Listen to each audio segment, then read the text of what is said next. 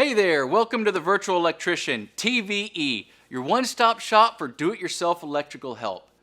After watching my video on installing a wire in a panel, you are now ready to install the breaker.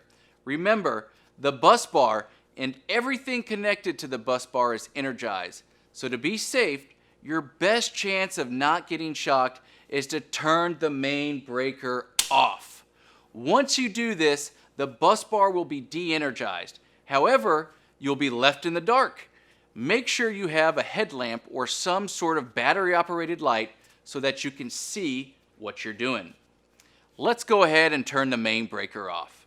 I'm still going to have light because my lights are not connected to this panel. Once you have flipped the main off, it's important to remember that you still can get shocked here.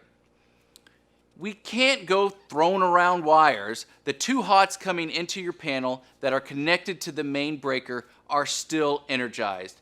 So you can touch anything else in the main panel but those two main legs of power coming in. Now, I've seen an electrician fail a panel change because it did not look professional. We don't want someone saying our work is sloppy. I wouldn't want somebody tracing my steps, pointing out all the mistakes I was making. So follow these few tips to make it look nice and tight. It is important to make 90-degree turns when making up the connections.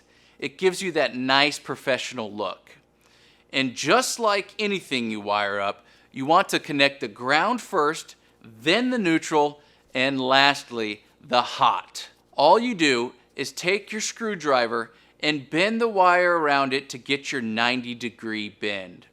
You will want each wire to have its own lug.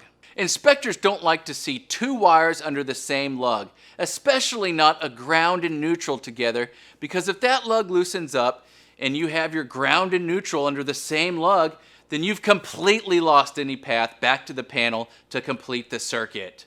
You'll probably see two grounds under the same lug that are the same size, and that's okay. But a neutral and a ground, or two neutrals under the same lug, is a big no-no. Once you get your ground connected, you make the same 90-degree turn with the neutral wire. Find an open spot and tighten down. Now, all you have left is the hot wire. I like to measure the wire to where the breaker is going to go. Cut it to the appropriate length, and then take the breaker completely out. This makes it easy to attach the wire to the breaker, especially if the panel is really full.